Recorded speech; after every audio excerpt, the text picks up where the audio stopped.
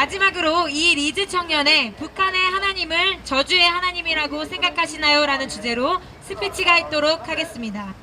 당신들이 재판부만이 양심을 팔아쳐먹고 눈뜬 상임 행사를 해가며 마이크질로가 안녕하세요. 남북 통일을 기다리고 있는 청년 리즈입니다.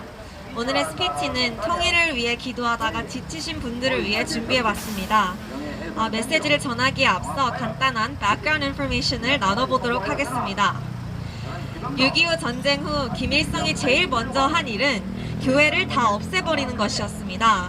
공산주의의 사상인 인간의 힘만으로도 낙원을 지을 수 있다를 온 세계에 보여주기 위해 북한 땅에 하나님의 이름을 완전히 지우기 위해서였죠.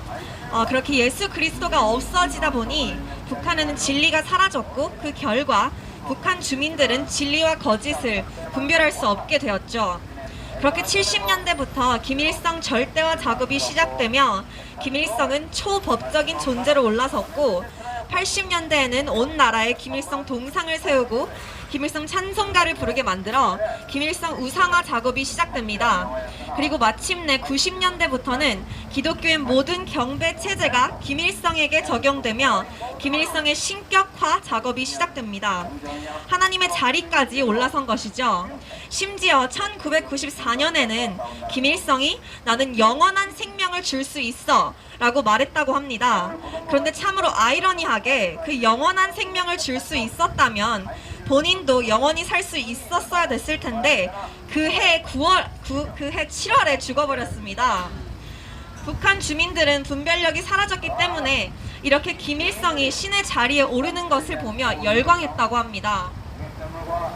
이 지식만을 바라보면 북한의 상황이 더욱 악화되는 것만 같이 느껴지고 통일은 멀게만 느껴집니다. 하지만 이 모든 상황 속에서 주님은 북한을 버리지 아니하시고 자연 계시를 통해 북한 사람들에게 외치고 계셨습니다. 레위기 26장에는 하나님께서 이스라엘과 하신 약속이 적혀져 있습니다. 나 외에 다른 신을 섬기지 아니하고 내 명령을 준행하면 복을 줄게.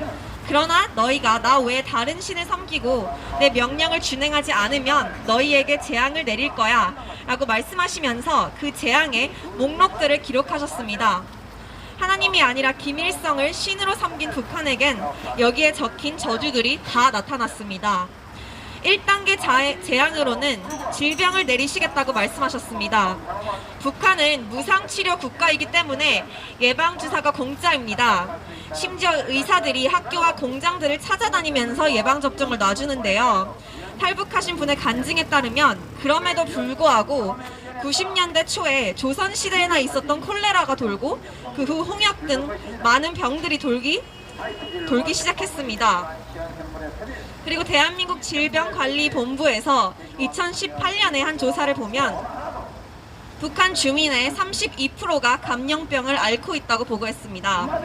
하나님께서는 이런 재앙을 당하면서도 돌이키지 않으면 7배나 더 두려운 두 번째 단계의 재앙을 내리시겠다고 적혀 있습니다. 그 재앙은 바로 하늘을 철과 같게 하며 땅을 놋과 같게 해서 아무리 수고를 해도 땅이 열매를 맺지 못하게 하는 것이었습니다. 그런데 정말로 북한의 농산 생산량을 분석해보면 김일성이 신의 자리로 높아지는 만큼 북한의 농산 생산량이 떨어지는 것을 볼 수 있습니다.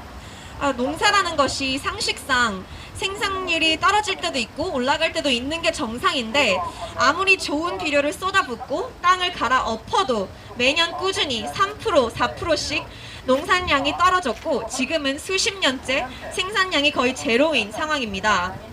그 뒤 재앙은 의존하는 양식을 끊어버린다고 하셨는데 정말 1995년도에는 그 배급 시스템이 붕괴되며 300만 명이 굶어 죽는 고난의 행군이 시작되었습니다. 그 다음에는 또 땅을 황무하게 할 것이라고 말씀하셨습니다. 두만강에서 바라보면 정확히 국경을 따라 중국 땅에는 옥수수가 사람의 키를 넘을 정도로 크지만 북한에는 무릎까지밖에 오지 않습니다. 또 두만강 위에는 섬이 조금씩 있고 그 섬들을 북한과 중국이 나눠 가졌는데요. 신기하게도 중국 섬에는 잡초가 자라는데 북한 섬에는 자갈만 있습니다.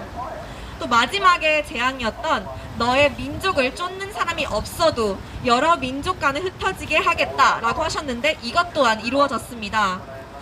김정일은 사람을 쫓아낸 적이 없을 뿐더러 오히려 도망가는 사람들을 붙잡고 있는 상황이죠. 그럼에도 불구하고 북한 사람들은 중국을 통해 한국, 미국, 영국, 호주, 캐나다로 매일 탈북하고 계십니다. 북한이 이렇게 하나님 외에 다른 신을 섬겼더니 정말 성경에 적힌 모든 재앙들이 이루어지고 있습니다. 근데 여러분 혹시 어떻게 사랑한다는 자녀들을 그렇게 무자비하게 죽일 수 있나요? 라고 생각하시는 분들이 계시나요? 물론 이 세상에서의 삶만 바라본다면 그렇게 생각이 들 수 있겠지만 하나님은 북한 주민들이 이 땅에서 60년 살 것을 몇 년 덜 살게 하는 것보다 영원한 삶을 지옥에서가 아닌 천국에서 누리길 원하셔서 어쩔 수 없이 한탄하시며 행하신 일들입니다. 이 모든 재앙들을 하나님의 성품과 말씀을 기준으로 재해석해보면 하나님께서는 지금 나는 북한을 반드시 되찾을 거야 라는 메시지를 전하고 계시는 중입니다.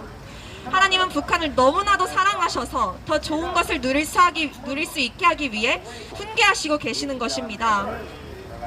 이러한 자연계시를 통해 하나님은 김일성과 김정일이 너희에게 먹을 것을 주는 게 아니야 라는 것을 깨닫게 하시며 김일성, 김정일을 향한 북한 주민들의 신뢰와 믿음을 무너뜨리고 계십니다. 그리고 놀라운 방법으로 북한에 복음을 흘러보내고 계십니다. 탈북민들의 90%가 교회에서 도움을 받고 지내다가 수백 명이 안타깝게도 다시 붙잡혀 북한으로 돌아가게 되는데 그분들이 예수님의 이름을 외치고 다니면서 정말 무섭게 복음이 전파되고 있습니다. 그러니 여러분 절대 기도를 멈추지 마십시오. 지금 통일이 안 일어나서 또 안 일어날 것 같다고 포기하지 마세요. 그저 우리가 상상했던 시나리오대로 안 일어난 것 뿐이지 지금 우리의 기도를 통해서 하나님은 초자연적인 기적을 지금 이 순간에도 행하고 계십니다. 북한을 향한 하나님의 계획은 지금 한치의 오차도 없이 아주 정확하게 이루어지고 있습니다. 마지막으로 전하고 싶은 말이 있는데요. 제가 오늘 나눈 내용은 북한 주민들에게만 적용되는 것이 아닙니다. 여러분들은 무엇을 우상숭배하고 계시나요? 무엇을 의지하며 살아가고 계시나요?